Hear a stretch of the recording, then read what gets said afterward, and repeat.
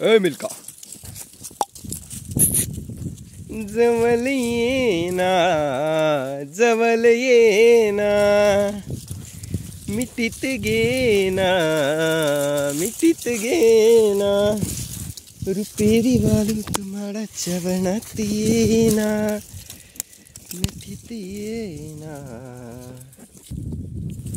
तो पब्लिक बताओ अपना मिल्खा सिंह कैसा है। नया ब्रीडर लाया है अपन ने वाइट आइज में, और सबसे बढ़िया चीज़ जो इसकी मुझे लगी वो है इसके सिंग। ज़रा देखिए कितने जाड़े हैं। और ये है अपना ब्रीडर। जवळ ये ना, मिठीत ये ना। मित्रांनो नमस्कार, मी ओमराज रंदे आपणा सर्वांचं पुन्हा एकदा नवीन ब्रँड न्यू व्हिडिओमध्ये स्वागत करीत आहे। सो फायनली पब्लिक आपल्या फार्मवर आलेला आहे जबरदस्त क्वालिटीचा ब्रीडर। मित्रांनो बघू शकता 55 किलोचा ब्रीडर आहे आणि सध्या दुसरा झालेला आहे आताच नुकताच। तर ब्रीडर बघू शकता तुम्ही टॉप क्वालिटीचं। मित्रांनो जेव्हा पिल्लू होतं तेव्हा मी याला बघितलेलं होतं आणि तेव्हाही खूप छान होता आणि आताही खूप जबरदस्त आहे। मित्रांनो फायनली आपल्या फार्मवर बोकड आलेला आहे आणि याचे एक चाळे बघा तुम्ही। हे किची किची किची किची किची किची किची हाय, तोंडावर रिंकल वगैरे आणि खूप पंच वगैरे। ए दात दाखव, दात दाखव ना। आणि खूप मस्त आहे। आणि काय आहे मित्रांनो याचं जरा खुराकावर लक्ष नव्हतं पुढच्या माणसांचं असं म्हणू शकता तुम्ही, किंवा मग बांधेल होता त्याच्यामुळे थोडा खराब झालेला आहे। आता आल्यानंतर त्याची कटिंग वगैरे करायची आपल्याला अजून, आणि त्याच्यानंतर आपण याला खुराक चालू करणार तर ब्रीडर मोकार दिसणार आहे। आपल्या सर्व बकऱ्यांपेक्षा 1-2-3 बोटं उंच आहे। तर ब्रीडर खूप छान आहे, मस्त आहे, प्युअर बिटल क्वालिटीचा बोकड आहे आणि मला तर खूप आवडलेला आहे। तुम्हाला कसा वाटला मला कमेंट करून नक्की सांगा मित्रांनो। जर याच्या पाठी वगैरे जर मला विकायच्या ठरल्या तर बघून घ्या पाठींचा बाप कसा असणार आहे। जबरदस्त क्वालिटीचा बाप आहे। जवळपास आता सध्या या शेळीची हाईट आपल्या 38 आहे। तिच्या 3 बोटावर म्हणल्यावर 39-40 इंचीचा हा बोकड आहे। अजून वाढणार, त्याच्या पायाचे लेंथवरून कळत असेल तुम्हाला तो बोकड केवढा आहे। अंडाशयामध्ये फट येणे वगैरे खूप म्हणजे सगळं जबरदस्तच आहे त्याचंवालं। आणि तुम्हाला आणखी एक गोष्ट सांगू शकतो मित्रांनो, रंदे बायाचे झाले आहे 10,700 सबस्क्रायबर, तर लवकरच 11,000 होणार आहे। तर ते तेवढे 11,000 सबस्क्रायबर करून टाका।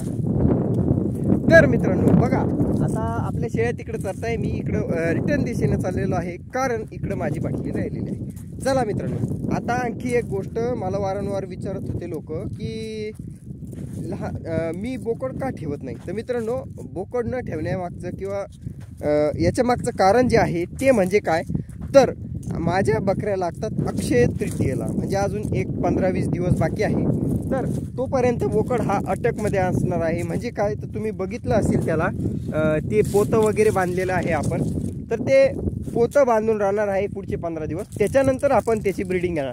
शिवाय बोकड कसल्याही प्रकारे पहिले ब्रीडिंगसाठी वापरला गेलेला नाही आहे, तर त्याचा रिझल्ट एवढा नाही आहे आपल्याजवळ, परंतु आईबाप आपल्याला कळाले आहेत त्याचे। आणि शिवाय चांगली क्वालिटी असल्यानंतर काही विषय येत नाही। आपले पिल्लं तर दरवेळेस चांगलेच असतात, पण तुम्हाला यावेळेस पिल्लं हे 50% आणखी भारी दिसायला मिळणार आहे। जर उद्याच्याला पाठी विकायच्या ठरल्या, शक्यतो मी यावर्षी पाठी ठेवणार आहे, पण जर विकायच्या ठरल्या तर तुम्हाला कळेलच कशा क्वालिटीचा हा ब्रीडर आहे।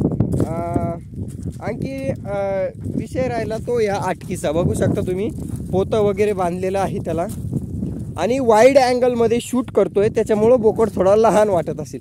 पण मित्रांनो तुम्हाला माहिती आहे आपली वंडी शेळी केवढी आहे, तिच्या जबड्यापेक्षा बी याचा जबडा बघा केवढा आहे आणि तिच्यापेक्षाही बघा आणि आणखी एक गोष्ट ती तुम्हाला उद्याच्या व्हिडिओमध्ये सांगतो, खूप मजेदार गोष्ट आहे। पण सध्या मित्रांनो आपल्या फार्मवर हा ब्रीडर आलेला आहे। ब्रीडर तुम्हाला कसा वाटला कमेंटमध्ये नक्की सांगा। व्हाईट आईज वगैरे मस्त खूप जबरदस्त बोकड आहे आणि कमालच त्याचं सगळंच भारी आहे। तुम्हाला दाखवतो आणखीन एक मिनिट।